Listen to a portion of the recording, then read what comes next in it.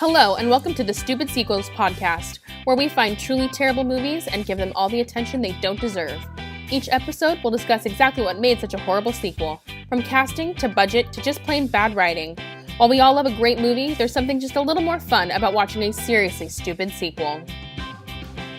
Now, while there are plenty of awful sequels out there, we have a few guidelines about the kind of movies we'll be reviewing here. We're talking about direct-to-video, made-for-TV, never appeared in a theater sequels. The ones the studios gave up on before they even started.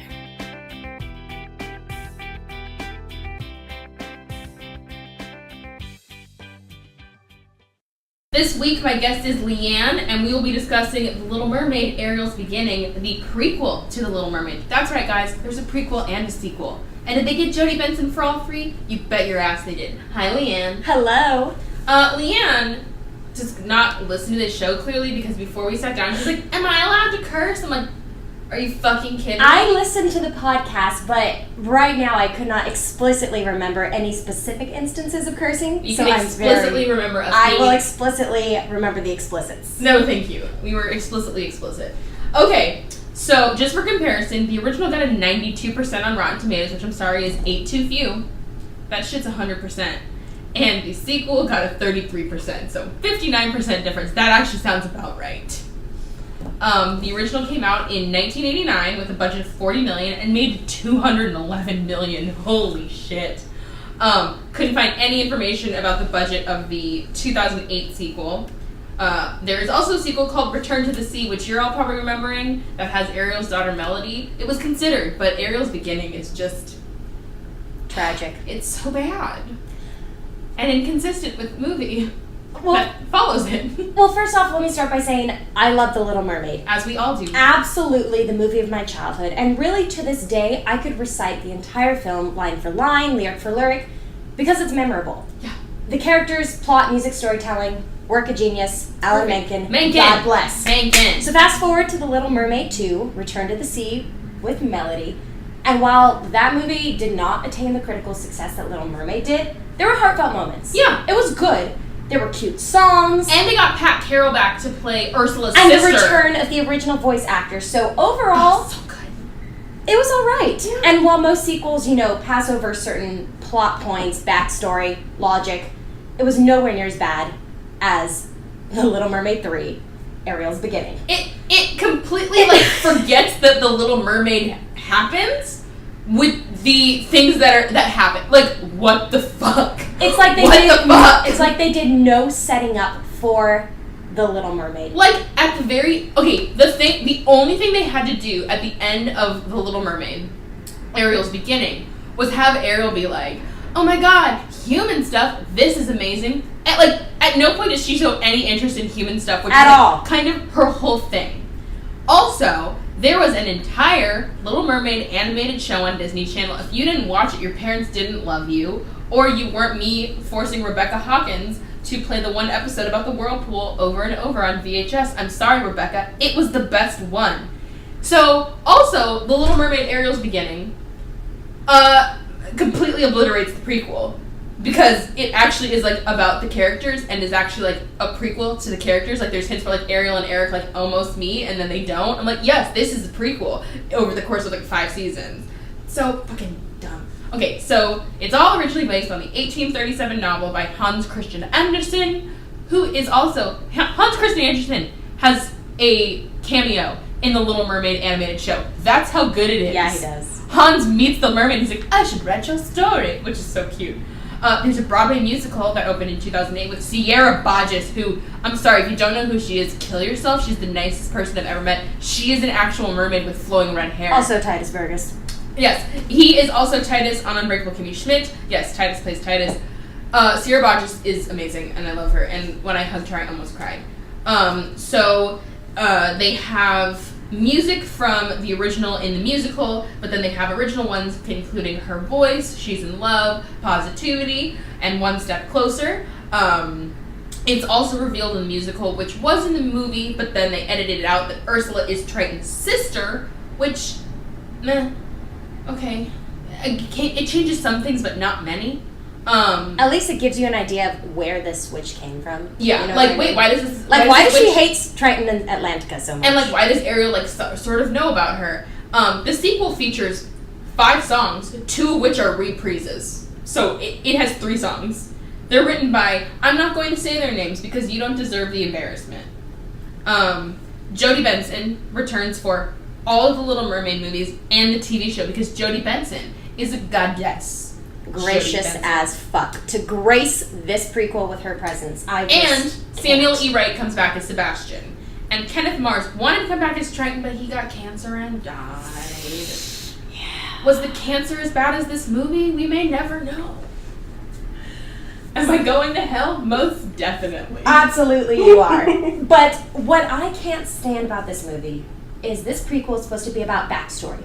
But truly, only the first half is about the backstory of Atlantica and these mer people. Yeah. The second half of the story It's is a about different movie? solving a problem that the writers created just for the purpose of this film. It's so dumb. The movie has overwhelming plot and character elements stolen from other movies that destroys any originality that this film initially had. It takes the premise of Ariel has a good voice, and remember that song her sisters sing at the beginning? What if we made a whole movie about that? Pretty much They just pretty that. much took that premise and made it a prequel. It's so dumb. And then also, like, I thought Ariel's mom dying would be the catalyst of the movie. Oh no! I mean, it happened. In the first 5 minutes. And then the rest of the movie happens. Exactly. That, First 5 minutes, backstory that sets you up for The Little Mermaid. Everything else is they filled about 50 minutes of nothingness. and literally, I'm watching the movie and I'm like, there's still 45 minutes left. Of what? Of what? I literally could have stopped watching it Yeah. after, Triton throws the music box out into the ocean. And told you exactly what was going to happen. Yeah, and it would have been fine. Throughout this entire movie, there were just so many movie sins, I would call them, while watching it. Because I watch Cinema Sins. Because I watch Cinema Sins. Oh, Shout out to Cinema Cinema Sins. Okay, fuck you, Cinema Sins, because when I'm watching these movies, I hear dings in my head. You did this to me. I literally typed ding as I was jotting down my thoughts for this. Shout out. Stealing your gig. So I would like to start at the top and share these movie sins that I have found. Real quick. I'm gonna just throw down some trivia about the original so you can have some goodness in your Hit me. heart before Hit we me. vomit all over it. 1, Sebastian was supposed to be British, but then Howard Ashman was like, what if we had a Jamaican accent, which opened the door to all the Calypso numbers and saved the movie, frankly. Ariel was made to be a redhead. She was gonna be a blonde originally, but they made her a redhead so she didn't look like Daryl Hannah from Splash. By the way, they're remaking Splash, gender flipped, and Channing Tatum is the mermaid. I'm so excited! I'm so excited! Can I please come back as a guest on this show and review that film? Okay, but can it be, and it won't be because she's too big now, can it be Channing Tatum and Margot Robbie? Ooh. Right? Ooh. Right? If Channing Tatum's gonna do it, Margot might do it.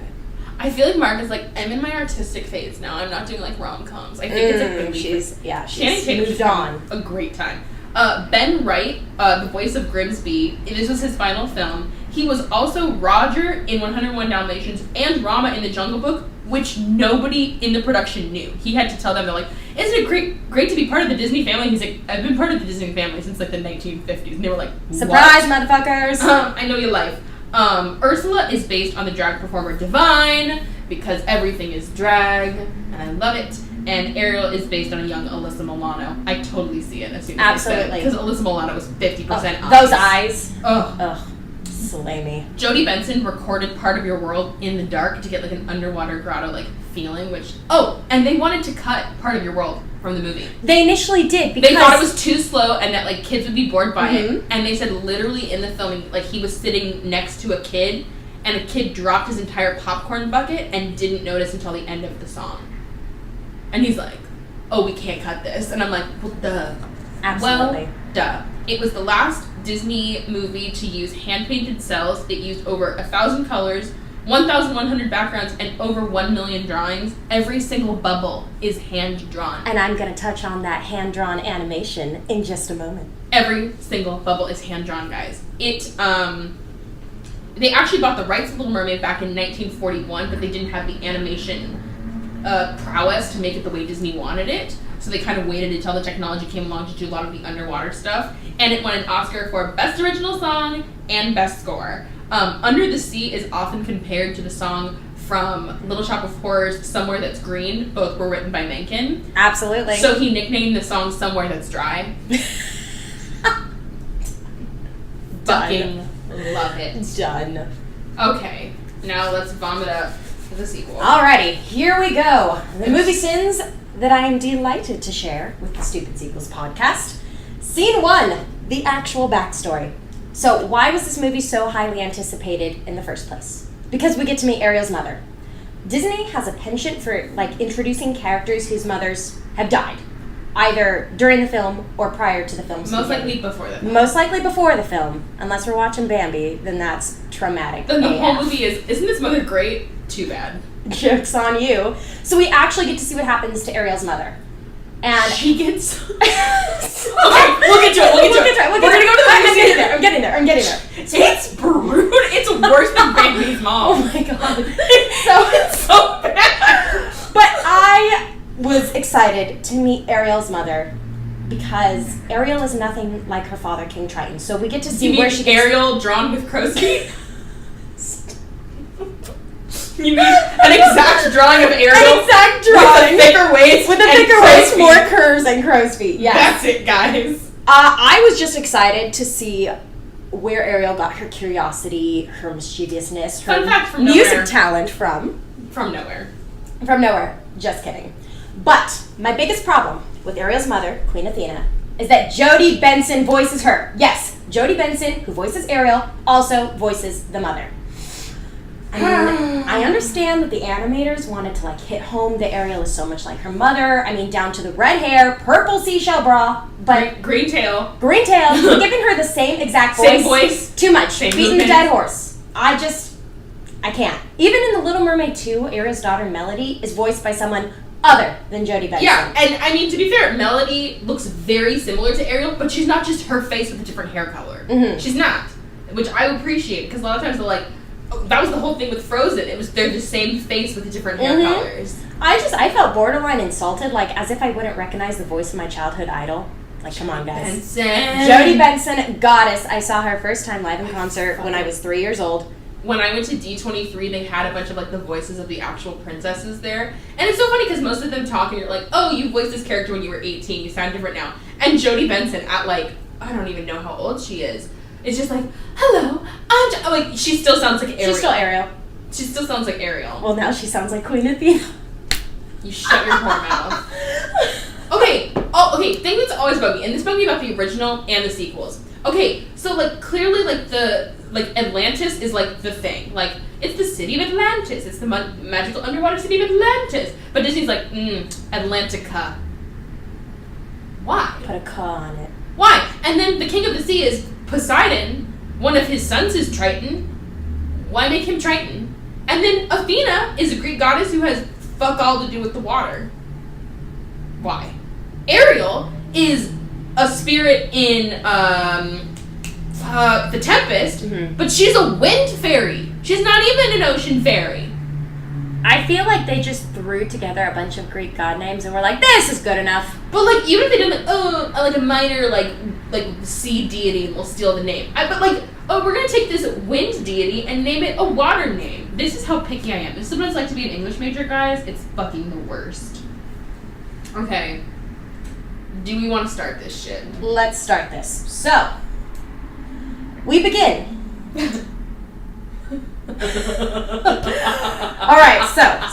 Alright, let me just start.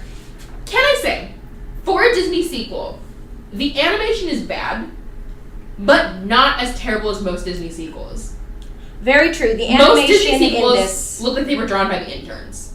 This animation in this film was exceptionally beautiful for a sequel and for a straight to VHS. If anything, it's overly polished because you can tell they used a computer. Oh, I'm going to touch on that. So, we return to Atlantica. There's Triton, there's Queen Athena, and all their merged children. And we got a Sebastian voiceover. And Sebastian opens and narrates that everything is so wonderful under the sea. But it didn't used to be. But it didn't used to be. So we start. And King Triton loves Queen Athena so much.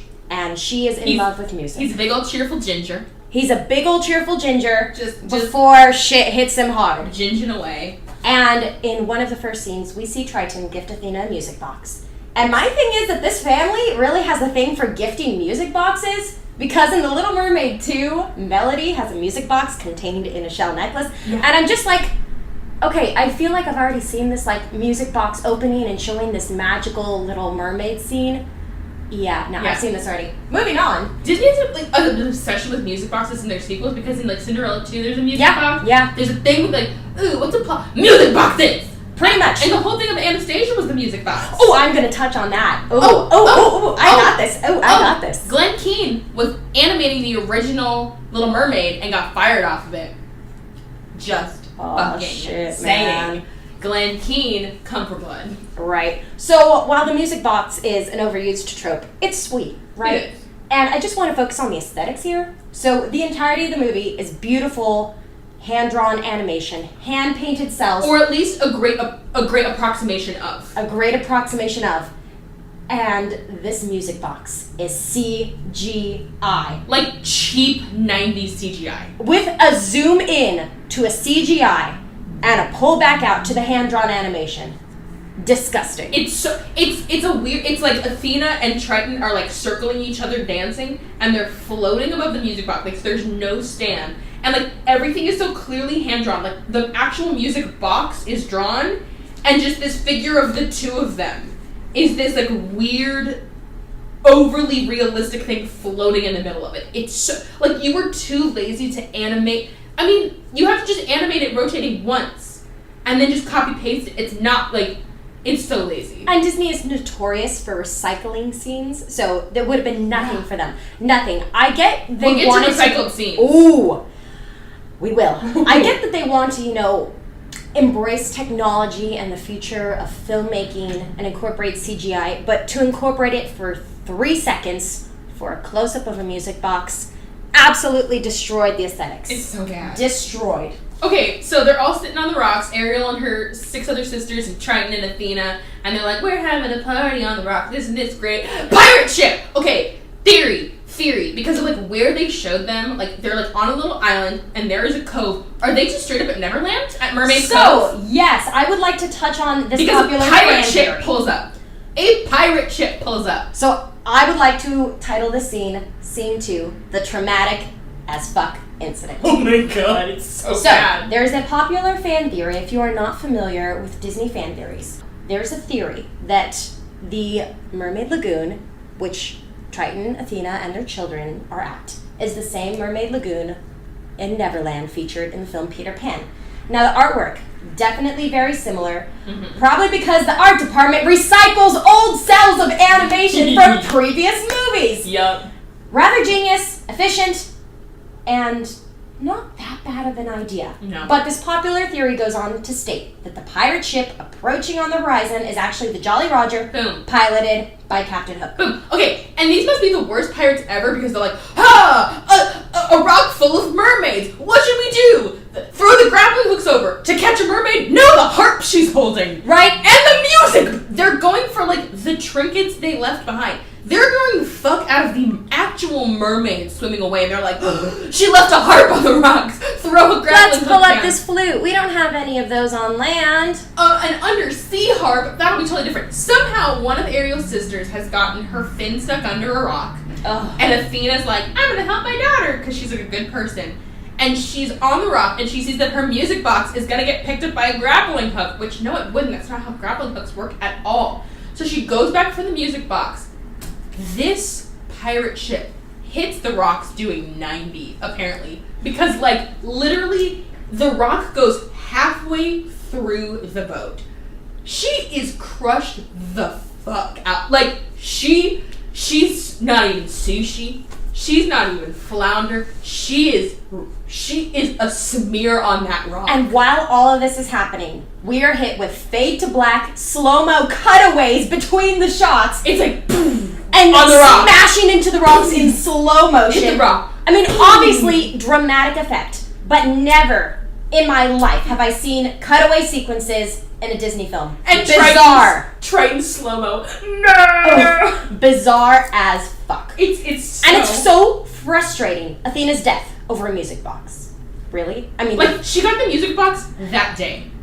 Triton could have made you another one. It's not like, he gave this to me when we first fell in love. No, he got it to her today.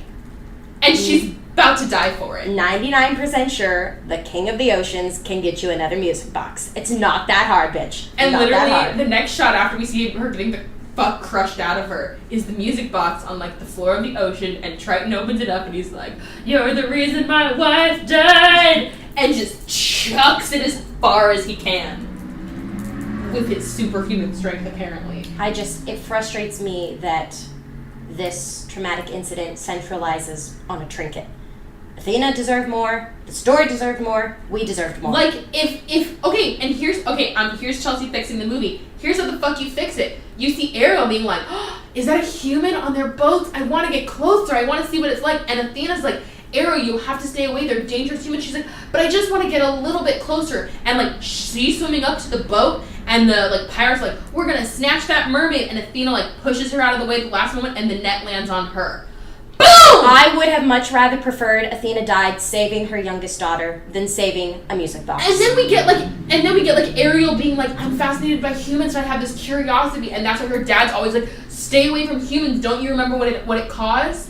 You almost died and your mother fucking died." It would explain so much. Because honestly, like, yes, humans were responsible for his wife's death, but those pirates pretty much, I'm pretty sure, all died too, because they hit that rock real fucking hard. Yeah. Real fucking hard. Yeah, so the traumatic loss of Athena explains why Triton has passed a law forbidding mer people from going to the surface, and definitely aligns with The Little Mermaid. Yes. Except the surface ban is never addressed in the movie. No. It only addresses the ban on music. Major missed opportunity. Yeah, they're like, music is banned. Because of the music box. Because, was the music box even playing? No, it was closed. The music box was closed? It was closed on a rock. But music caused her death. No, I'm pretty sure you caused her death by getting her that music box. So you're banned. Here Triton is, despondent. And I can't help but to think, as a diehard musical fan that I am, of The Sound of Music. A widowed father, 7 musically inclined children, in a household that forbids music because of his late beloved's passing. Sound of Music. Julie Andrews. Julie Andrews. Oh, Julie. Absolutely. Okay, and can I say, the whole plot of this movie of, like, returning music back to Atlantica makes the opening sequence of the original movie, like, even more, and makes Ariel even bigger of a dick. Like, Ariel, music was illegal until 3 years ago, and you can't show up for your fucking concert? And you're gonna miss the concert where you get a goddamn solo. First of all, music got banned because of your ass. And now it got unbanned because of your ass, and you can't even make it to the concert. And the events of the original movie must happen, like, a week later. Yeah. Because Ariel is 16 in this movie, and she's 16 when all the shit happens in the movie. And they explicitly say 10 years later. So she's 6 when her mom dies? Mm-hmm. She's 6 when her mother dies. Yeah. And then we fast forward 10 years later to the present, where the majority of the film takes place. So scene 3, 10 years later, the present. Cleverly titled by me. So Ariel and her sisters have grown up. They're young merladies. And they have a governess, Marina. Del Rey. Del Rey. Which, is a city here in California. But whenever people say Marina Del Rey, I just want someone to do, like, a mashup of Marina and the Diamonds and Lana Del Rey. Yes. And call it Marina Del Rey. And Marina Del Rey is played by Sally Fields. Bless her heart. Sally Fields! Bless her heart. I love Sally Fields! She's so bad in this movie. But what I don't love is this Marina. So she's the governess of these 7 mer sisters. But what about Benjamin? Benjamin is a cute, pathetic little manatee. He's a giant pastel green manatee. He's pastel green for no fucking reason. It doesn't match the color palette of the rest of the movie. All of the other animals are normal colors. Like, if there's a purple stingray and an orange crab. No, all the rest of them are, like, fish colored. And he's this giant mint green manatee. And he kind of looks like this, guys. I don't know. Maybe it's not a good idea. It's just, I've got a manager. You're dealing with your issues, and you need to deal with your anger. And I don't know. I'm just a manager. It's like oh my god. If we want to talk appearances, can we talk about Marina? She is this awful, awful cross between Ursula from The Little Mermaid and Yzma from The Emperor's New Groove. With, like, anglerfish fins. She's, like, not a normal mermaid. She's not a normal mermaid. She's got these weird, like, side hip mermaids to give her, like, peplums. It's weird. And she changes her tail, like, 4 times in the movie. Like, yikes. I'm like, is that your magic she's not a witch, because she doesn't do any magic. But she can change her tail. Mm-hmm. It's weird. So, yikes. This is the quote-unquote villain, and I use those quotes very liberally. So lightly. So lightly and so liberally. She pretty much does 2 things in the whole movie that are a dick move. Yeah, but evil, not really. There's one evil thing that she does, but the other things are like, well, that's not technically illegal, it's just kind of a dick move. Yeah.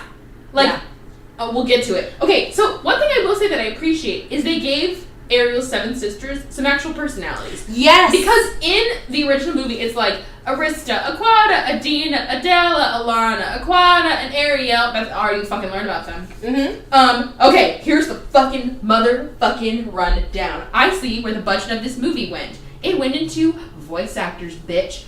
The sisters are voiced by Jennifer Hale, who is Cinderella in the sequel, which we already reviewed, Miss Keene on Powerpuff Girls, and Tara Strong, who is Bubbles on Powerpuff Girls, Tommy Pickles, Harley Quinn, and Raven from Teen Titans, Grey DeLise, who is Mandy on Billy and Mandy, Vicky on Fairly Odd Parents, and Kim Walgreen, who's from fucking Kim Possible. They got some top-notch voice actors to play the 7 sisters, and most of them double up, so there are 4 actresses playing 7 sisters. Mm-hmm. But I'm like, you could have gotten 7 nobodies, and you're like, we're gonna get fucking Tara Strong and Jennifer Hale, bitch. Like, look at any of these women's IMDb pages. They're like 700 entries long. They're amazing. It's like they were almost relying on the star power to ensure the success of this prequel, but nobody cared enough. But nobody's like, oh my god, Tara Strong plays a minor sister in this Little Mermaid sequel. I have to go see it. I'm gonna go see it. Like, that's the sad thing, is voice actors aren't usually well recognized. Like, if an actual celebrity voices a character, like when George Clooney did in Fantastic Mr. Fox, maybe people went to go see it, but it's like, Jennifer Hale and Grey DeLise, most people don't know who the fuck that is, even though they've heard her voice a million times. Mm-hmm. So basically, they're all, like, voiced by our entire childhood, and I respect the fuck out of them for that, and voice actors deserve to get paid more, bitches. I appreciate the amount of screen time that the sisters have in this, but there is an overabundance of these, like, sisterly bonding moments. All we see these sisters do is brush their hair, have sisterly fights over who's wearing whose outfit or who's touching whose things. It's mine! It has an A on it! Aquata, we all have A names. It's my favorite fucking line of the whole It was the funniest line of the whole film, and that's sad because it's not that funny. Because she's like, it's mine, it has an A on it. She's like, Adela, our names all have A's on it, and they all hold up their monogram shit, which all has A's. I literally cannot. I mean, it's cute, it's funny, but... Are Ariel and her sisters the 7 C's? I would like to think... Is Ariel the Red Sea? Because of her hair? Is her mom the Dead Sea? I would like to think that is an interesting parallel that the viewers could draw. I do not think it was the intention of the writers or the animators. I think that's something that we pieced together. But 7's just an odd number. It is an odd number. And the 7 C's is like a thing that you hear a lot. Mm-hmm. I feel like it was on purpose. I would love to get confirmation on that. I want it. I would love confirmation. Too bad the entire original team is dead. Except for Jodie Benson! Except for Jodie Benson, and I would love her and Alan Menken. Confirm a lot of things. So, okay, this Marina, before I start talking about... I literally say she runs the house at the sound of music. I literally run the sound of music. Okay, so before we get into Sound of Music, I would like to make an observation about another reference. So, obviously, this Marina Del Rey has a disdain for her job, governing these Mer sisters, that would rival Miss Hannigan of Annie. How did she get the job? Why did she get the job? If she hates children so much, why did she become the governess of 7 sisters? She clearly wasn't there when Athena died. Why did he hire a nanny? They all seem... so many questions. Just 100%. I'm seeing Miss Hannigan in Marina and The Sound of Music Keep it in 100. the state of the household between the father, governess, and children. Also, when we first meet Marina Del Rey, I just laugh every time hearing her name. It just can't. sounds like Lana Del Rey. I can't. I am very angry at the direct quote ripoff from The Little Mermaid. So in The Little Mermaid, Ursula helps mer people with her magic, and she says, "This is what I live for." And Marina goes on boasting about how much she loves looking after these girls, lying, obviously, and says, "This is what I live for." Exact quote ripoff. First thing I heard of, literally, this is the worst second-rate Ursula knockoff type villain. Because they couldn't even come up with a new villain. She's not evil. She doesn't have magic.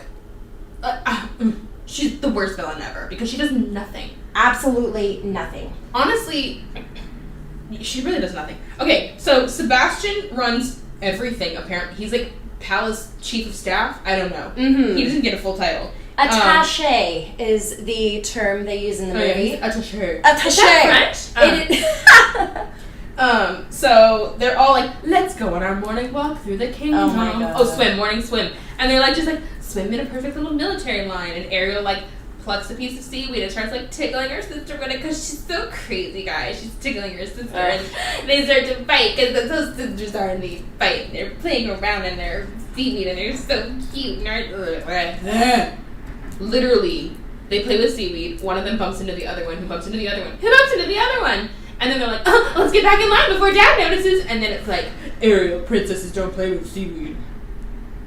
Okay. Just the writing here is... I can't keep up. What's happening?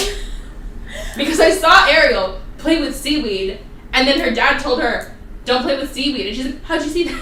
It's all very forced. They have this idea in their head that after the loss of Athena, Triton has lost all sense of warmth and emotional availability, and they're trying to make it as if he's running a military regime, and they're trying too hard to drill that point across. We could just leave it with Triton being emotionally distant and just being like, not "I really miss my forthcoming. wife. I can't look at my daughters because they look too much like Athena. Like, I especially can't look at Ariel because she looks just like that her." would have been much easier. Why didn't they play that up? And just like, Ariel, like, "Dad, why you don't ever spend time with me?" He's like, "You just look too much like her."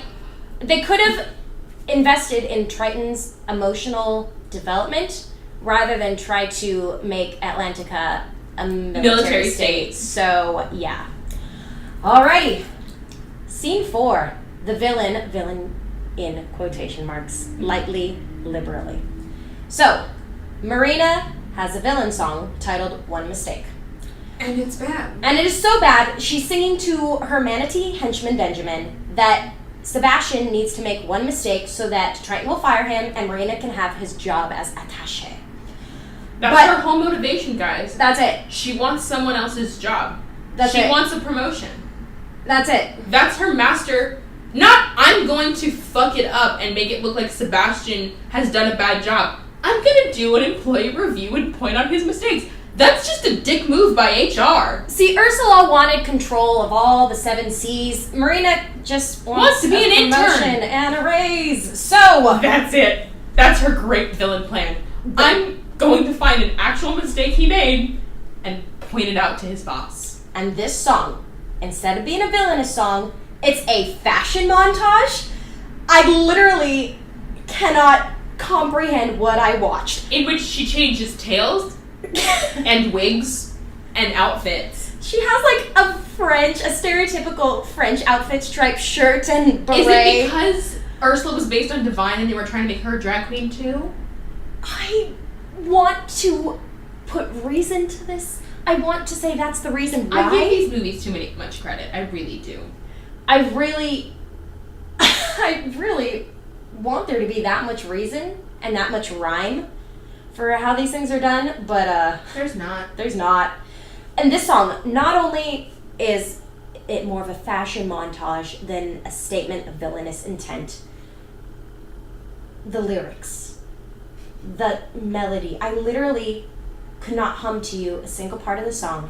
The I word could not recall a single lyric. The word pathetic is in my notes. Literally, this is the only full-length song in this film. Yeah. And that's it.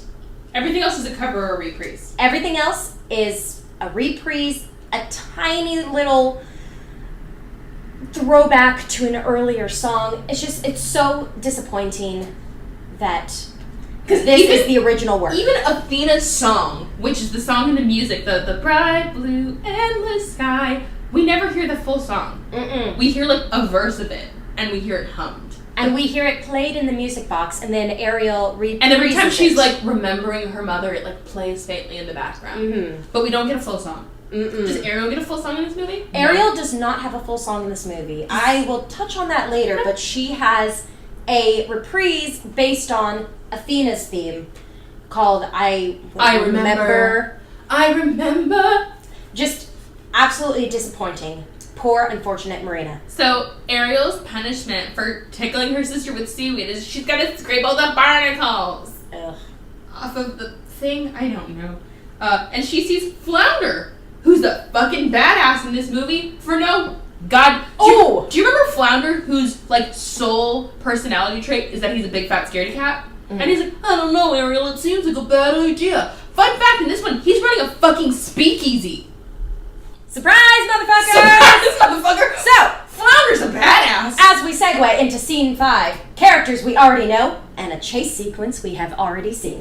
So, for no goddamn reason. Reintroducing Flounder, we already know, no backstory needed. First of all, in the animated show, they meet when he is actually a guppy. A guppy! And he's abandoned by his family, a la Dory, and that's why he's such a big fat scaredy cat, and Ariel's like, I'll be your family. That's why it's so fucking adorable. Tears. Literal tears. God damn it. So, we see him, and he's just like, bebopping, scatting. It's a little weird, and a little anachronistic. Like, bebop is like a little out of place. I don't know, He's trying to do jazz. It's noise. Anyways, this noisy fish. And he's drumming on shit. And he's drumming on corals like they're marambas. Similar to a SpongeBob sequence. What's with all the SpongeBob? Jellyfish jam, anyone? Stolen. This whole movie is just SpongeBob. So it's a SpongeBob Super Bowl episode. Literally. Literally. So, obviously, this music thing is a no-go. Sadly, it's illegal. They don't cover Sweet Sweet Victory. Right. And Flounder is cornered by swordfish, which I guess are the police force. They're the Gestapo of Atlantica. Which just is a little on the nose, guys. It's just a little on the nose. I can talk about Gestapo. I'm German, guys. It's fine. I would have made it whitefish, personally. Ah! Hey! So, anyways. Obviously, they are doing illegal things, and Flounder runs away. Hey, listeners, real quick. If you're like, oh my god, she's getting political. Here's a quick little guide. If you are a Trump supporter, fuck right off and turn off my podcast. End of note. Okay, that's all. There's no 2? Okay. No. I'm pretty much cool with anybody else. There's just one. Those of you who didn't vote, I'm like kind of pissed off at you. I can get over it. If you voted for Trump, you can fuck right the fuck off. Right. Right the fuck off. Bye-bye. I'll miss you never. Bye. So, into this Gestapo swordfish chase. So, Flounder and Ariel start swimming away. But while swimming away, Flounder gets stuck in a small little hole in a rock. And he says, not again, before Ariel pushes him out. Again. So, Flounder gets stuck in a tiny porthole in a sunken ship in the Little Mermaid 1. But isn't this supposed to take place before the events of Little Mermaid 1? Yeah. So what exactly is Flounder referencing here? It doesn't make sense for the character or their reality. It's entirely for the audience to recall back to the previous film. Unless it's like a joke, like Flounder's been getting caught in things since he was a small child because he's a fat fish. Is it a fat joke? Oh, is it a fat joke? Oh my god, it's a fat joke. You fat little guppy. Oh, stop. Anyway, so pretty much the exact same chase sequence that we saw in the Little Mermaid 1, but instead of it being a tiger shark, it's swordfish. I've seen this before. The name of the shark in the original is Glut. I can't. His name is Glut. I can't. Anyway, so that entire scene, I sat there and I'm like, I've seen this. I've lived through this. I'm having deja vu. So there's just so much that they stole from other films. And their own films. Other stories. And then their own films. I I mean, I appreciate recycling and I appreciate calls back, but... They steal from Dog Days Night. Later on in the film, they steal from Dog Days Night. Pretty much. Ugh. Anyways. So cut to all the sisters are pregnant. This is all... We see the sisters walking around the palace, and we see the sisters in their bedroom brushing their hair. Scene 6, back at the palace. So they're all... There's the best joke in the whole movie about all their names starting with A's. It's the best joke in the whole goddamn movies, guys. And they're all... They all tell her, like... They all tell Ariel, like, nothing's gonna change. Just stop trying to, like, be... Like, stop trying to change shit. Stop trying to be different. Dad's gonna be a dick forever. Blah, blah, blah, blah, blah. And... Ariel sees Flounder sneaking around the gardens. Okay, sorry, why does any fish have to sneak? I don't know. Couldn't you just swim above where the palace is, where there aren't swordfish patrolling? Or around in literally any direction because it's water? Is there gravity in a structured palace? Is there gravity in the hallways of this It's like palace? when there's a blockade in a Star Wars movie. I'm like, go above or behind them. Like, it's really fucking easy. And she sneaks off her balcony by swimming off of it. She's like, there's a moment where she looks over and she's like, oh, it's really high. I'm like, you're swimming! You're swimming! It literally doesn't matter if it's literally 1,000 feet in the air because you're swimming. There is a serious you can't fall. lack of logic in this film, more so than other sequels or prequels. It's just ridiculous. It's so bad. So where is Flounder sneaking off to? So he sings his own theme music like Crunk in Emperor's New Groove. You Boom! know he does. Boom! Absolutely. So, which brings us to, where's Flounder going? So Ariel follows him, and Flounder leads her into a cave that looks fairly identical to Ursula's. And at this point, it's becoming more and more clear that this movie was originally intended to serve as backstory for Ursula, that the creative team dropped midway through the production. They would have been better off to explore Ursula's backstory because I'm interested in that. I'm 100% interested in that. What if instead of Marina, it was just straight up Ursula, and this is what gets her banished to the sea caves? I would love to see a younger Ursula and the falling out that she and Triton had. Well, does the falling out in the original, they say it's because Ursula killed Ariel's mother, which apparently they completely ignore in this fucking movie. Because that's not important at all, right, guys? No. Anyways, so they are swimming through this cave. There's some security in this. There's cave. some security in Scene 7, the Catfish Club.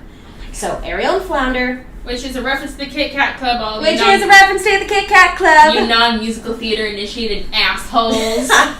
And Sebastian does a straight Bob Fosse pose with a bowler hat. I was like, yes! Oh, absolutely. So, Ariel and Flounder enter into this underground speakeasy club where Sebastian is here singing. Shake, shake, shake, Sonora, shake your body right. Which I'm sorry, once Beetlejuice took that song, it's like, oh, I'm sorry, this song belongs to Beetlejuice, guys, now. No one else can use it. It's the Beetlejuice song. And of course there had to be a Rock Lobster reference, which there was. Caught that. You're and welcome. All of the animation of the people in the club is just animation from Under the Sea? Correct. They recycled animation cells from the Under the Sea. And, okay, there's a joke that you will only get if you know the lyrics really well. Okay, fun fact, guys. Ariel and I, Francis and I were in a production of The Little Mermaid this summer. Francis played, I almost said Sebastian. Scuttle. He played Scuttle. It was a great little tap number. And I played one of the maids. Toss toss. Fun fact, that song Under the Sea is a lot fucking harder than you think it is when you include harmonies. Like, the newt plays the flute, the cart plays the harp, the bass plays the bass, and they sound the strat, the smelt and the sprat, they know where it's at. The fluke is the Duke of Sol, the rain the links on the strings. The trout rocking out, the blackfish sings, okay, it's really fucking hard. So there's a part where Sebastian comes into the palace, this is earlier on, and he goes, oh, the smelt and the sprat, they're really having issues. So, like, there's a callback to Under the Sea. I just had to get to that because I feel like unless you know those lyrics really well, you wouldn't have noticed it. So it's like, oh, there's the blackfish singing, there's the starfish doing cartwheels, there's those two mamboing. Newts are not undersea creatures, though. Yeah, so which bugs me. Love So it. it's just all of the animation from Under to the Sea, but to the tempo of Shake, Shake, Shake, Sonora. Now, what bothers me here, instead of composing an original jamming musical number like Under the Sea was They were such too a hit, lazy. they were too lazy, and they stole Jump in Line, Shake, Shake, Shake, Sonora, which was a hit calypso song by Lord Kitchener, Even and if also they'd featured done- in Beetlejuice. Even if they'd done Shake Sonora and just rewritten the lyrics to be like underwater themed, I would have that would have been cute. I would have given them credit for that. I would have given mad credit for that. I would have been happier if they just sang Rock Lobster. I would have loved if they sang Rock, but then I would have faulted them for Sebastian being a crab and not a lobster. So anyways, Ariel sneaks in, watching this all go down. Upon discovering her presence, the musicians scramble and hide. And The Ariel... octopus does an ink bomb to disappear into, which I was like, yes! Drama queen. And Ariel comes on in, and she's picking up their instrument, and she sings a tiny version of Athena's theme called I Remember. And she sings it for literally 30 seconds, and all these people are like, we're gonna get fucking lynched by her father. He's like, oh, she's a good singer, we're probably good. Yeah, so... Immediately come out. Negative is that it's so short, you blink and you miss it, but a plus for Jodie Benson because she's fabulous. So, musicians realize Ariel's not a threat, she loves music, she's not going to tell her father, she's not there to bust them, so they continue. Cut back to Triton. Triton's like, there's a problem with Ariel, she seems different. Marina, Marina, you're clearly not covering it. Sebastian, I want you to watch over Ariel. And Sebastian's like, we clearly know what's up with her. Okay, it's because she misses music, you dickhole. Okay, and like the reveal of Sebastian being the leader of this underground social club thing is completely ignored in the original then. Because absolutely. in the original, Sebastian is straight-laced, and Flounder is a scared little dipshit. And in this movie, they're both like the leaders of the underground music rebellion. Hey, like, Flounder, hey, what's up? Remember that time we saved music? Hey, Sebastian, yeah, that was fucking tight. Like, what? There are just huge inconsistencies between the characters in between the different films. I would say that not one character is congruent to who they are in The Little Mermaid. No. Triton, completely different. Sebastian, different. Flounder, different. Ariel, I really, really, really want to like Ariel in this film. But she is whiny. She is disrespectful. Her spirit and her creativity and her lust for life, And I don't see any of that. I'm literally the only line she Literally. has after they're like, okay, this music club is a secret, don't tell anyone. She's like, okay, next scene with her sisters. Guys, they went to this crazy upside down, like, secret music club. Do you guys want to come? Bitch. Really? Mhm. You couldn't keep it a secret She a couldn't. day. So A day. What a opened her bitch. big fat mouth, could not keep this shit a secret. Obviously, her sisters have She's to come and just check it out. singing in her room. She's like, na na na na na na. She's singing Shake Sonora, I think, and her sisters are like, Mhm. are you singing? That's fucking illegal. She's like, I forgot. Like, you dumb bitch. Like, god damn it, if I was her sisters, I'd hate her too. Right. So sisters roll through en masse to this catfish club. They're like, Ariel, you can't sing. She's like, but guys, when I sing, it reminds me of mom. And they're like, oh, now we all miss music. Like, No. So she brings her sisters in so they can see what is up with this awesome underground club. they And see Sebastian and lose their... they see Sebastian and lose Goddamn their mind. shit. Honestly, it's probably the equivalent of when my students come out in public and see me. They're like, wow, Miss Liane, what are you doing out in public? Nothing, go away. Nothing, go away. So, like, Adela is, like, all about, she's like, where are the boys? I want boys. I need boys. Aquata can't dance. Footloose. Arista is like, oh, the instruments. I want to play the guitar. I want to play the strings. I want to play the harp. They're like, ah! It's so cute. Marina has followed them somehow through the 3 layers of security and is like, holy shit, they're in a music club. Holy shit, Sebastian runs this club. Great, I can get his job. That's one mistake. Here's my thing. That's her villain plan, guys. Here is my thing. An employee review. She follows them to the club. 1, how did she get to the club? 2, how did she know the secret whistle to get into the speakeasy? Speakeasies have passwords for those of you not savvy to the speakeasy world. Like the blind rabbit. Like the blind rabbit. So how did she know where to go, the password to get in, who the fuck let her in? And then not only does Marina show up to bust Sebastian and the girls, Triton shows up. And just like that, everyone is busted and thrown in jail, save for his daughters. And then they say it's the next night. They're like, I'm so glad to be back, blah, blah, blah. And then the guards bust in. So it is a full day later. A full day later. So Ariel has gone to this club 3 nights and it's fucking ruined. Great job, Ariel. You ruined everything. Literally ruined. Because when Triton shows up, he destroys this cave club thing. Okay. Which is just like he destroys her treasure trove cave in The Little Mermaid. This movie is 70 minutes long. Like an hour and 10 minutes. This is minute 30. I'm like, this movie is clipping along so goddamn fast. Okay, this is the main conflict of the movie, guys. There's a secret club. Triton found the secret club. What is there to do? They keep creating additional problems just to solve them a few minutes later. They do. It's fucking ridiculous. And I'm just like, damn, Triton, how many caves you gonna destroy? For real. For real. So, Marina gets Sebastian's job. Scene 8, Marina gets what she wants. Gets everyone arrested. The sisters only get sent home because there's nepotism and police brutality even in Atlantica. Why weren't they arrested? Why? Huh? Bullshit. He's Triton, blows it all up, blows into shit. He tells his sister, like, you're all confined to the palace, music is banned. Ariel is like, but why? And then this is her giant monologue, Dad. I may not remember much about my mother, but I knew she wouldn't have wanted this. Ugh. No. Way to evoke the spirit of your dead mother. By whining! By whining over a nightclub. I don't see her mother in this. I don't see the Ariel I know from The Little Mermaid in this. I don't know what happened to her. And literally her sisters go, Ariel, that was too far. Yeah. I don't relate to Ariel at all. And now no one is happy. And I don't like her one bit. And that breaks my heart. It breaks my heart to say, because I always considered, I'm Ariel. So then fuck. We smash cut to Marina just feeling her oats. She's like trying on her fancy outfits. She tries to do the Little Mermaid, like, part of your world on the rock, but she did what happened to all of us the first time we had that. She gets bitch slapped by a wave. And it's like, oh Jesus Christ. It was self-parody there, absolutely. We get a 2-second scuttle thing, and she's like, get the fuck part of your get the fuck away from me! Like, she can't do it. It's a little bit funny.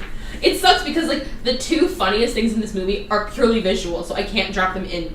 Google them, guys. Right. Or watch the movie. It's an hour. It clips the fuck along. So at this point, Marina sings a reprise of One Mistake, and same lyrics, sung in the same light.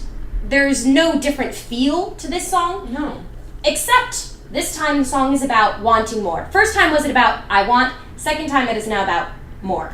And as we all know in musical theater, the I want song is usually by the protagonist.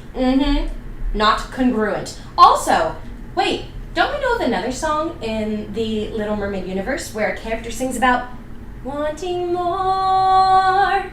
Been there, done that. Don't you dare touch part of your world or so help me. Does she want to be where the people are? Does she want to see them dancing? Not if she's busting them at the Catfish Club, she don't. Strolling along on that. What's that word again? Plagiarism. Absolutely. Okay, I will say, there is a moment, once she is about finished with this song, she's tried on her costumes, she's twirling around the room, this is her jam.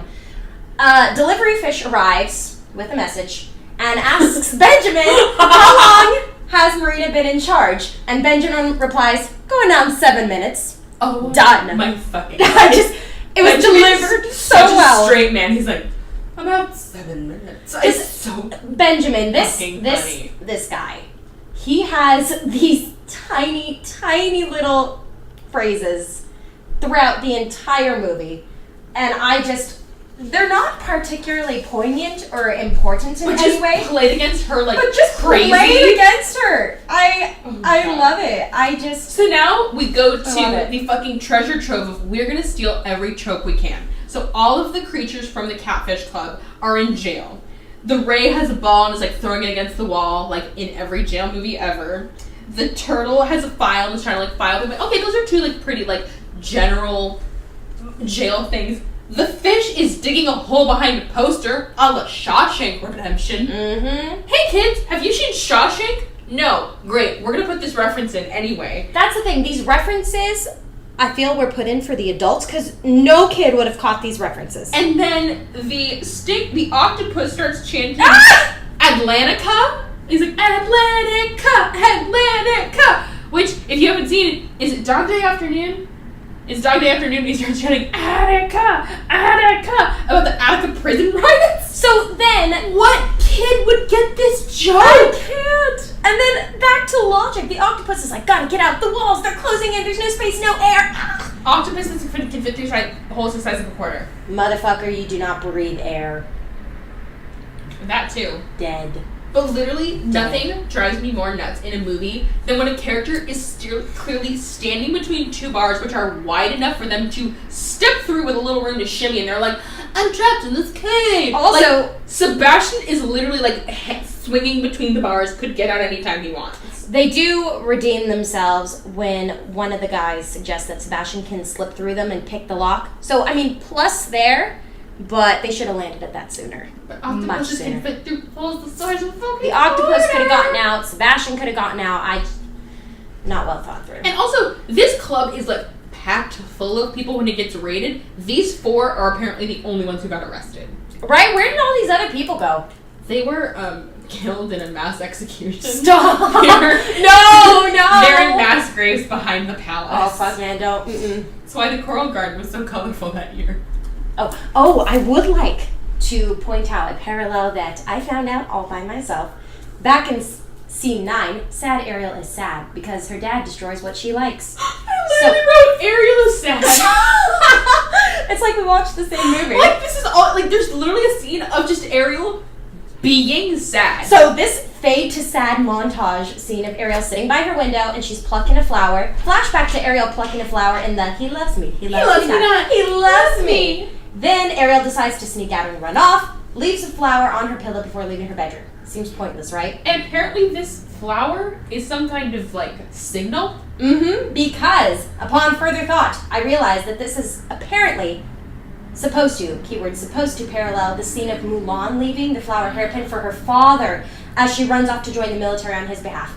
But this is nowhere near close to that because for this one flower thing, has no significance? also, there's no significance to the flower. Does Triton even know it's for him? And then, this is not an act of love or selflessness or honor. This is just... And it's a flower from the gonna sing Palace out. Gardens. It's not like, this is a flower from the outskirts of Atlantica because that's where I'm fucking going. There's no, Dad. like, symbolic It's just significance. a flower. There's no... Just the There's no reason for her to leave this particular flower. There's just a little too much significance in something that is very insignificant. So Ariel rolls into jail and immediately breaks him the fuck out because she's like, I'm gonna smack this lock with a rock. Boom! Scene 10, busted musicians in jail make a plan. And the creatures are all like, fucking bye. And Sebastian's like, no, if we stay here, then we will get in trouble. And they're like, we're gonna be in trouble no matter what. Aiding to my mass grave execution plan. And Flounder is singing his own sneaking music again as he sneaks out of the prison. Scene 11, squad sneaks across the sea. And they're sneaking across a flat, empty nothing. They're like, we gotta be quiet. I'm like, there's nothing for you to hide behind, in front of, under. If they see you, you're fucking caught. And Flounder cannot shut the fuck up. No. He's constantly making this like musical gibberish noise, and he's like Bam Bam from the Flintstones. He just cannot shut the fuck up. Not doing himself justice, not doing Bam Bam justice. And also, Flounder wasn't particularly musical in the original. No, so it's like he lost his musical talent between the prequel and the original? What? So Marina is like sitting next to Triton on her little like attaché chair. This. And she does the little thing where she like cranks the bottom of the chair like Look, an it's an office chair! So she's higher than Triton. She's like, small thing. She's like, isn't everything better than things with Sebastian? Isn't this great? And Triton's like, I don't know, maybe I went too far. Yeah, Triton, you got some angry shoes. And So- Adele is like, Daddy, everything's great. We love this, like, prison rules. Ariel's gone. Surprise! Because we live in a palace that doesn't have windows and we can swim because we're fish. There's literally no way to confine us anywhere. fish. I'm gonna put her at the top of the tallest tower. She's gonna swim the fuck down. What? I don't think anyone thought through the whole sneaking out thing. No. I feel like the act of a fish sneaking in itself is stupid. it is just... And I'll say it, guys. I'm gonna say something. It's gonna be controversial. The whole thing is Ariel has the world's greatest singing voice. You can't hear underwater. Yeah. About that. Yeah. Yeah. That's all. I'm just gonna ruin an entire series of movies. You can't hear Right, absolutely. anything. Just underwater. all of your underwater fish fantasies have instantly been crushed. Ruined! So, this Marina, she's got what she wanted, and she, returns to her living quarters, and she has motherfucking electric eels. Apparently eels are evil in Look any at universe. this evil lady with eels at her bidding. This is Ursula. This is 100% Ursula, and they just changed the character halfway into production. And also, I fucking love this because at one point, Benjamin is getting shit ready for her. She's like, "Did you get my breakfast?" She's like, "Uh-huh." He's like, "Are the girls in the room?" "Uh-huh." And he's like, "Do you have the key?" And he goes, "Uh-huh." And he lifts his head. And there's the key! And her key is tucked in his neck fat. And he's like, got it. Because he's a manatee, so he's just It's giant. so bad. So she comes back and she's like, "Give me the key." He's like, "You told me not to give it to you in times of anger." She's like, "I'm not angry. I just want to check on them." And then he's like, "I just really think I should keep it." And then she's like, "Is that?" And she points and he turns his head and lifts his neck and she's like, "Snatch!" And gets the key from him. Worst henchman ever. And they're electric eels because eels are apparently evil in any version of the sea. This movie just shits on swordfish, sharks, and eels. Also, why couldn't the shark talk? Yeah. Little Mermaid. Can you imagine how much scarier it would be? He's like, "I'm gonna get you!" Because in The Little Mermaid 2, Undertow, the shark talks. Shark talks. So why can't Glut talk? You know what would have been fucking funny? In Finding Nemo when they're having the Sharks Anonymous meeting and it's like, "I'm Bruce, hi Bruce, I'm Glut, hi Glut." Oh, I would have It would loved have been that. such a simple cameo for diehard Disney fans who would have loved it. I would appreciate a crossover from straight Disney into Pixar. That would have been phenomenal. Anyways, so she's Marina's "Fuck, I'm gonna take care of Sebastian and Ariel and make it look like an accident." This is the first act of villainy. Because she's like, "Okay, even if I do get Ariel back here, she's gonna keep causing problems. So I'll just take care of her." and this is an afterthought. That's you got the job. Now the job's gonna be hard and you're like, "I should murder a child. And a crab. While I'm at it. While I'm at it, I'll just cut it off." This is her one act of villainy, guys. She's gonna murder the two. She went from HR review to murder. And it's delivered in such an underhanded manner you don't even realize it unless you're really She's listening. like, "Go, my eels, see them, see if you can find them, anywhere you can go. I wonder if they died of accident." Next scene, that's how much it's a I feel like the writers were not directly committed to that. She just admitted to murder. So they just kind of snuck it in there. Implied it. No, and and if something happens, well, that was just an accident. Just implied. Okay, so Ariel and the other musicians, they come into a big empty nothing. Scene 13. Squad is definitely lost in the middle of nowhere. And they're all like, "What the fuck is this?" And Sebastian's like, "It's perfect." I'm like, "Huh?" And he's like, "There's more to this place than meets the eye." I'm like, "Oh, okay."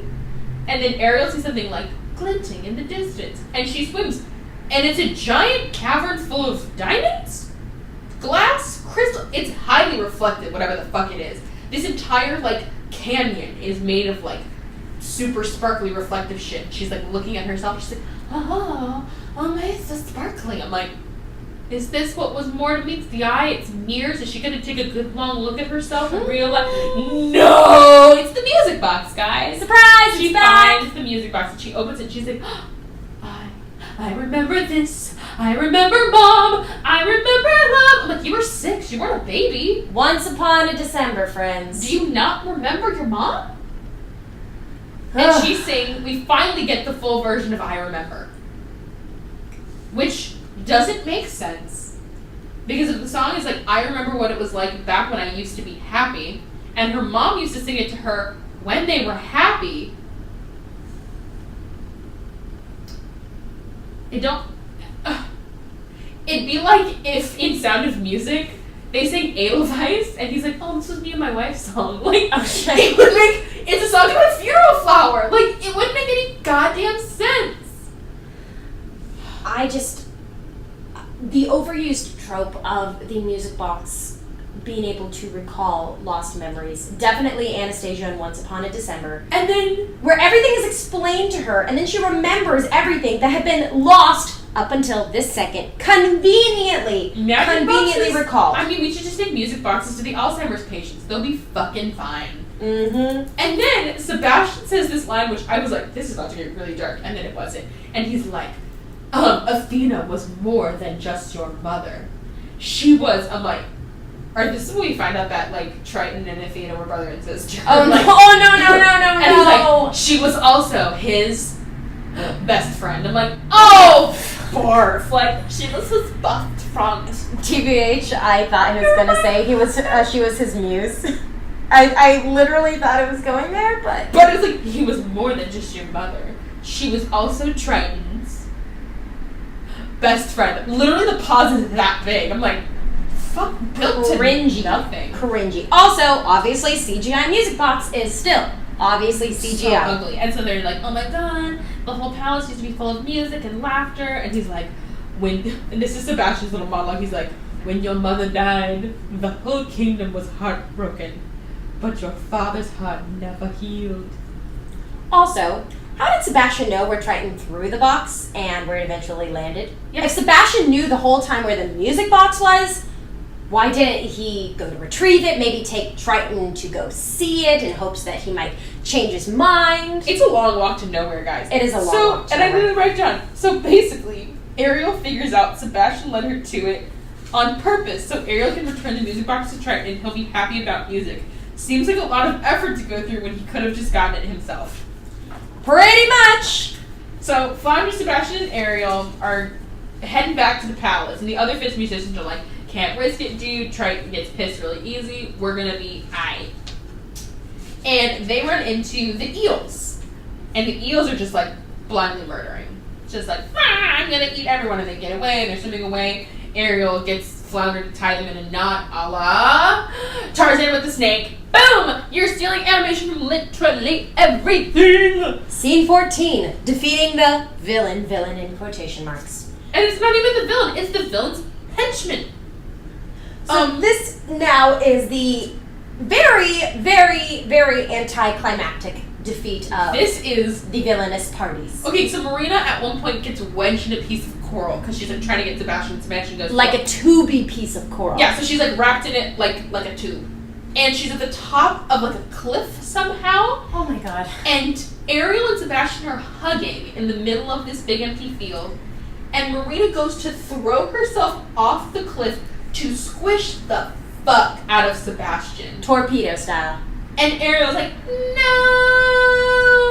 And pushes Sebastian out of the way and gets just like bumped slightly. She doesn't get squished. You just see her and she's like, uh-huh. And it's not like, oh my god, she hit her head. Is she okay? I'm like, first of all, Sebastian could have taken a step to the left or right and he would have been fine. Ariel could have just pushed Marina because she's just floating down because they're in water, people. And Ariel gets thrown 20 feet across this open field, clutching the music box to her chest, and like goes like over a cliff into a ravine, all in slow motion. I just acted all of that out for you, by the way, on my couch. Liane got a show. Absolutely, I did. So they all swim down into this crevice to see if Ariel's okay. Is Ariel dead? No, because this is a prequel. We have 2 more movies to go, people. Okay, this is what drives me nuts. In prequels, when they try to put the main character in danger, I'm like, I'm never going to be concerned for their safety. Ever. Okay, is anybody watching Gotham still? Stop. It's not getting any better. So literally the whole premise of the show is like Gotham before Batman. So like Bruce Wayne is like an 8-year-old boy or a 12-year-old boy.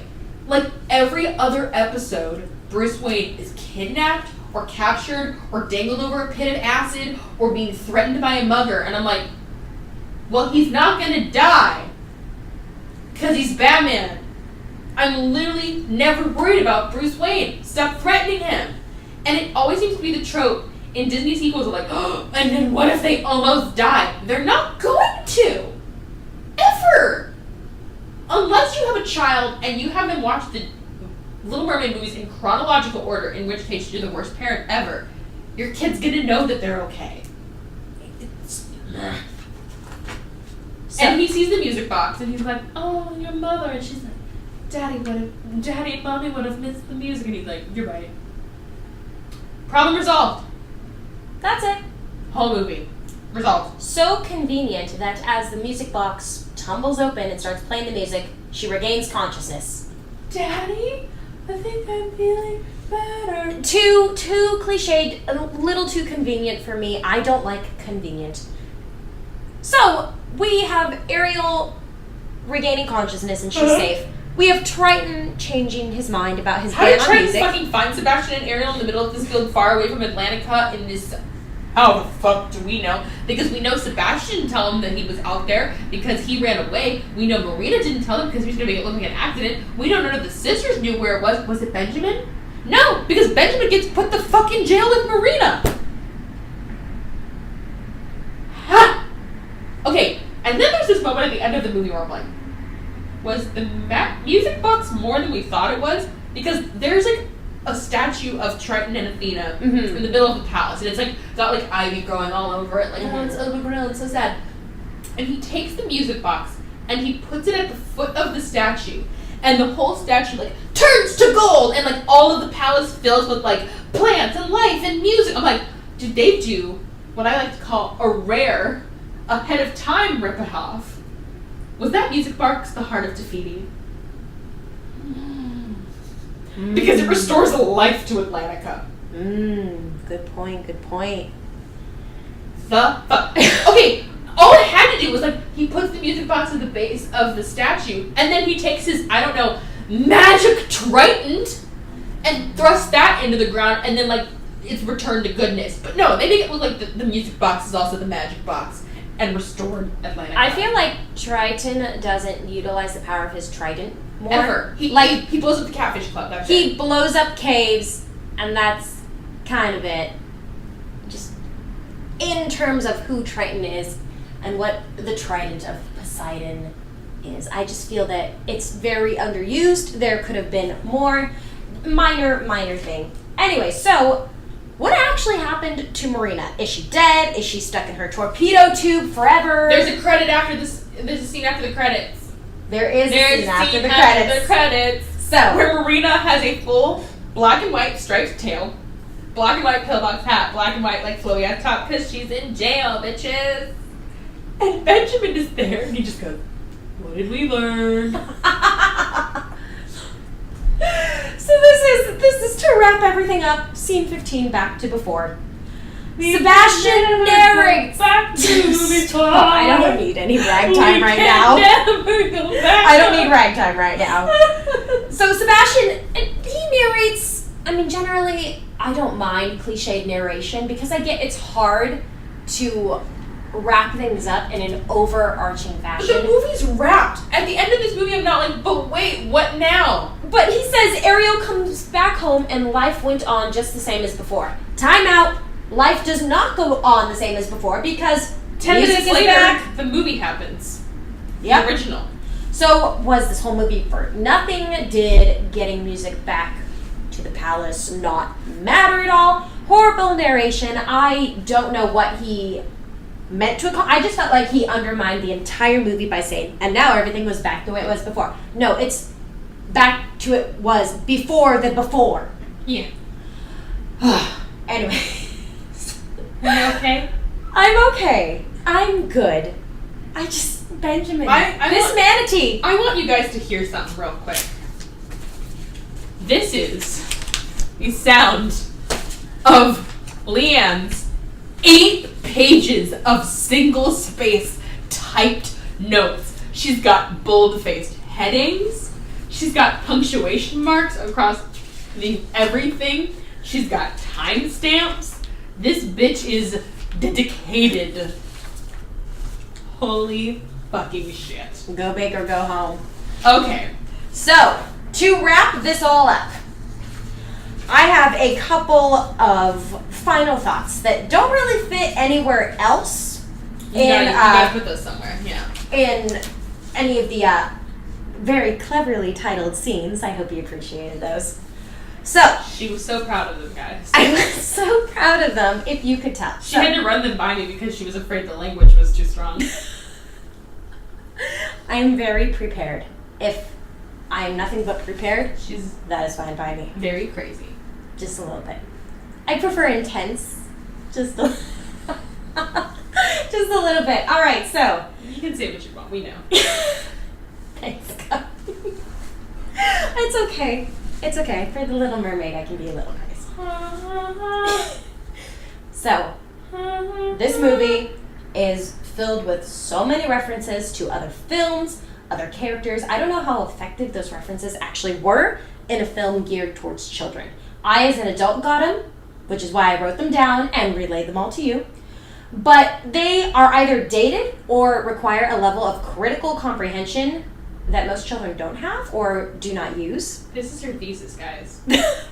If I could write my doctoral thesis She's on The Little presenting this Mermaid paper tomorrow to the board of directors if I could, I would have such to get her degree in Disneycology. a solid shot at it. I truly She's talking would. to me like she's behind a podium and I'm about to give her a score. I hope you score me really well. Oh my god. And then, to make matters worse, not only is the story really bad, the lack of original songs. Even the songs are always so bad in the sequels. Even in The Little Mermaid 2, there were a couple of, like, Amazing, cute songs. daring, dashing, Adventures, adventures, Explorers, they got to keep the daring dash. Yes. Okay, so I can sing that whole fucking song for you right now. Catchy, cute, we remembered them, right? And there are plenty of songs that Melody, as the protagonist, sings, right? Yeah.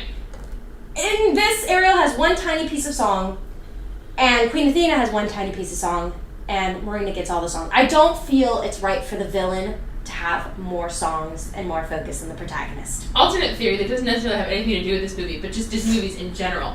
They seem to be taking away villain songs in Disney movies. They do. Hans did not get a villain song in Frozen.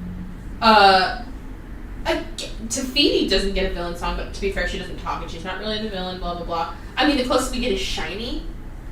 That's a whole different can of worms. No, but like the villain song of this is what I want and this is how I'm gonna fucking get it. Those are the best songs in Disney movies. Fucking tell me Poor Unfortunate Souls wasn't your goddamn jam when you were a kid. It is still my jam. My poor little pupsies. Don't underestimate the importance of body language. Oh, God bless me. Jam! God bless me some Ursula. So that was a contender for one of my favorite quotes. Anyways, I was so very close. not once in this movie is Flounder called a guppy. No. Not once. And he's supposed to be younger than he is in the original, so if anything, she should be calling him a guppy. And it's just Ariel, like in The Little Mermaid, that's her pet name for him, and she calls him a guppy like literally 10 times. every chance she gets. Not once is he called a guppy here. They could have called him a guppy once and set up that perfectly. Missed opportunity, writers. So is Flounder like supposed to be a coward because he got like PTSD from this movie? Of like, fuck Ariel, I've seen some shit. I'm gonna be more cautious. I've from now seen on. some shit. They could have thrown in that line and been like, I'm gonna be a little more careful from now on. Like there were so many simple ways this movie could have been fixed, And none of them were applied. None of them. none. Not, I just any introduction to Ariel having any fascination with anything human. Any of it. It could have been a closing scene at the very end and it's like, and while Ariel got her way with the music in the palace, he couldn't keep her from straying for long and just show her like swimming towards a boat. Like, so easy. So simple. Why not do it? Speaking of simple, Benjamin, this manatee, serves almost zero purpose, But his personality, his foil to Marina is just so cute. Because Marina is being so extra. And he's like, well, I don't know, Marina just seems like an unreasonable plan. And, like, we should just be a little more cautious. But, like, he's so fucking funny. And I like that he... It's almost as if he's in our world. Like, he does Marina's nails and asks, do you want a low me massage? Like, he does her nails. Okay, can I talk about the nails for a second? So, he's giving this vain excuse of a villain manicure. And he's filing her nails on one hand, and she has her other hands dipped in the water bowl. And for my non-manicure savvy listeners, you dip your hand in the water bowl. It's an essential step to soften the cuticles. Softens the cuticles. So, now you know. And the more you know. Loosens dirt from under your nails. How is she dipping her hand in water in the water? water? The whole needing to use water while I'm in a sea of water joke. Every episode of SpongeBob. How do we let a campfire underwater? I found it kind of funny. I don't know whether I found the manicure more funny or the fact that Manatee knows how to do a manicure more funny. Manatee manicure! I don't know what about it was the most funny. And then he's asking her which color she would put light on her nails. There's cute little punny names. And there's cute little punny names, and it's like salmon pink and... Flounder fuchsia.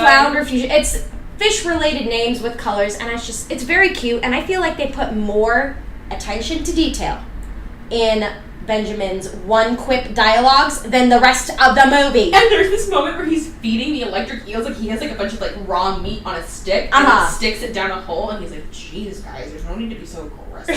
Like, he's so fucking cute. I love Benjamin. Okay, so we're going to we're getting rid of the point system because it's dumb, guys, and we're going to do The Little Mermaid, Ariel's Beginning, drinking game. Drink! Every time the music is sad and makes you wish you were listening to Alan Menken music. Rule number 2 of the drinking game. Every time Marina says a cringy line, take a shot. Drink every time the characters are completely anachronistic to how they behave in the next 2 movies. Anachronistic. Oh my god. That was literally the word I thought of the most while watching this entire movie. Any Disney sequel seems to be like, okay, I know we're in ancient China, but what if there was a Ferris wheel? Like, there's no reason for it. I know we're in 16th century. No reason for it. We're in 16th century, Dutch country, but what if there was an elephant? Like, Disney sequels seem to just be like, I know we're not, but what if we did? Like, finish your drink every time this film rips off another Disney movie or a Broadway musical. You'll be dead. You will be on the fucking floor. Drink every time you hear the voice of an incredible character actor who is not appreciated for her art, because we live in a society where people aren't appreciated unless they're also pretty, which is dumb because Tara Strong and Jennifer Hale and Grey DeLise are amazing, gorgeous, talented actresses, and every time you hear their voices as one of the Merr sisters, you give them a little bit of shot, like, fuck yeah.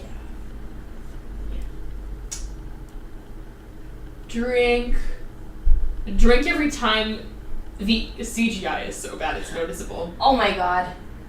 Which is only 2 scenes, really, but guys, it's so bad. I would take a really big drink for that one, because it hurts so bad. Drink every time you notice how bleak the color palette of this movie is. It's like they left this movie out in the sun for too long. Like, so awesome. Ariel looks like, I'm the heart of this movie. It's like, no, it looks like someone finished coloring you in. Everyone else is like, they're so, like, washed out. It's weird. Drink every time the song is a reprise or a cover. It's 5 times, guys. Drink every time you wish there was more. Drink every time you feel like this movie left you jilted. But Liane, I want more. I want to be. Drink every time you just start singing Part of Your World, because you are a human being with a heart and a soul. Drink any time that you wish you could sing a song from either The Little Mermaid or The Little Mermaid 2: Return to the Sea, because anything would be better than the songs in this particular film. I couldn't sing a single song from it if you paid me. I literally could not. I could sing Bright Blue endless sky. Because that's repeated about 6 times. Watch that. Yep. I think, okay. And now, our favorite quotes from the original and our favorite being a loose term, from the sequel. So, for the original, my favorite is... Teenagers. They think they know everything. You give them an inch, they swim all over. Ah! I wrote that down as my favorite quote! Want to know fun fact? Want to know a fun fucking fact? That line was improvised. And then my secondary favorite quote, which I think is your other one, is... And don't underestimate the importance of body language. Everyone do yourself a favor and Google the video of Pat Carroll doing that like 4 years ago at Comic-Con. Like a fan is like, if it's not too much trouble, could you say, and never underestimate the importance of body language? And she drops full into the voice and does the full laugh and everything. It's incredible. Oh, God bless her. So was that your favorite from the original? It was my favorite from the original. Sorry. No, it goes to show just how good of a quote it is. And it kind of summarizes the occurrences of The Little Mermaid. It applies to reality, and it's something that we can relate to. Now, as an adult, I'm thinking back on my teenage years. Mm-hmm. And I went, yep, I was most definitely given an inch, and I swam all over it. Mm-hmm. And the adults watching the film for the first time probably went, yeah, shit, ain't that the truth? And I really appreciate in writing, in art imitating life. And even in fictional, fantastical Disney films, Mm-hmm. it makes the whole piece grounded in some sort of truth. Mm-hmm. And don't fault me. I have a degree in theater. I have to search for the truth in the art. She's presenting again, guys. I am presenting again. Please give me my PhD in theater. So, God damn it. So I was just in this show this summer, guys. That's why the second episode of this entire show was late, because I was in tech week and it was really fucking hard. This show is so fucking good. It's so good. Like, literally, we've been doing this show for 6 weeks. Like, we know the lines, we know what's coming next. Every time Triton yelled at Ariel and broke her shit, like, the whole cast backstage was like, oh my God, it's all her stuff. Like, legitimately cried every time, because we were all that, like, teenager who, like, we had something that was so important to us, but our parents just didn't get it. And also, can I say, you know you're getting old when you watch a Disney movie and every time one of the characters goes, I'm not a child anymore. Yes, you are! Shut the fuck, yes, you are. Every time Ariel goes, I'm not a child! I mean, you're 16 and you want to get married. You're an idiot. Yep. There's a really great, like, cartoon series called If the Moms Lived. Mm-hmm. And it's all of these Disney characters, like, how, like, the movie wouldn't have happened if they had lived. And it's, like, the best one is Ariel's mom, and she's, like, Triton. It's a crush. She'll get over it in 5 minutes. Definitely don't break all of her shit that's straight up abusive. I love it. I feel that if these Disney characters had their mothers, not their stepmothers, if they had their mothers, a lot of this shit just could have been avoided. The Jasmine one is my favorite. It goes, of course she can fucking go outside. We gave her a tiger and she can't go outside. I literally cannot. I just remember, okay, this is a little bit of a tangent. I might cut this out because this is a touch personal. So my grandmother, her mom died when she was very young, like 4 years old. And then her dad remarried, and her dad died when she was like 8. Oh, so she was raised by her stepmother her entire life with her sister.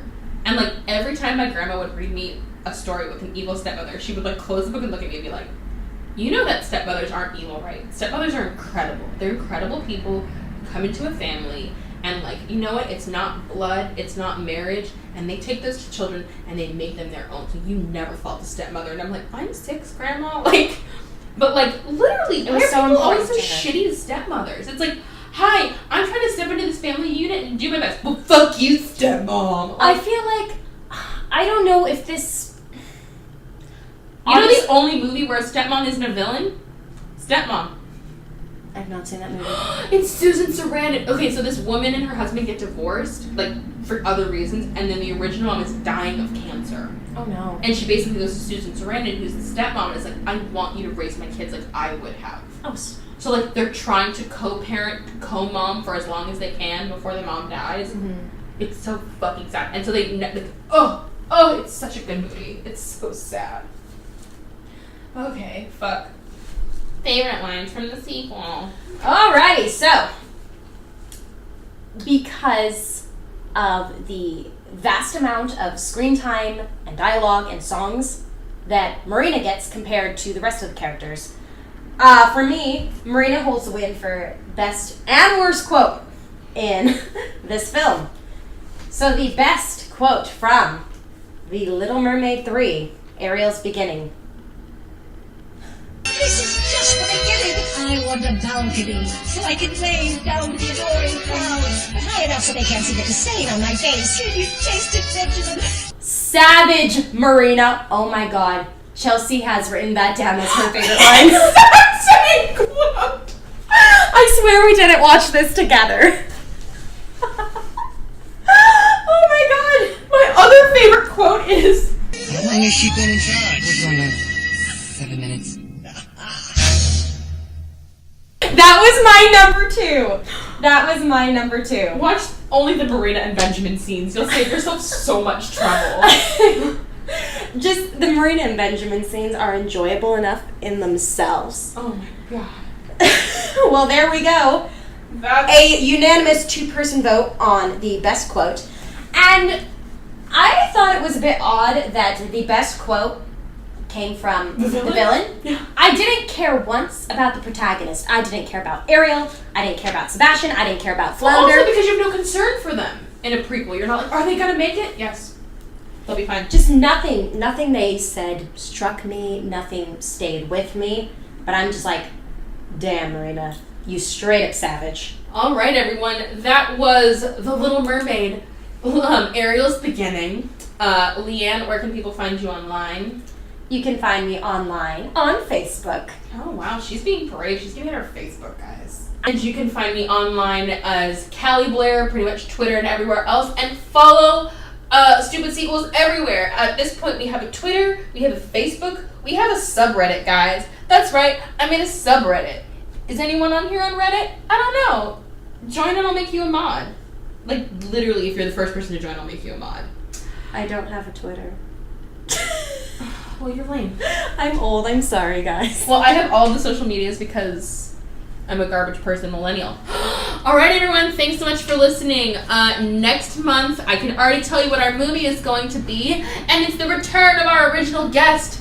Because, well, guys, it's going to be a Christmas movie because it's going to be December, and it's going to be a Disney movie. That's all the hints you get, and I think that only applies to about 3 movies, so, good luck guessing. Bye!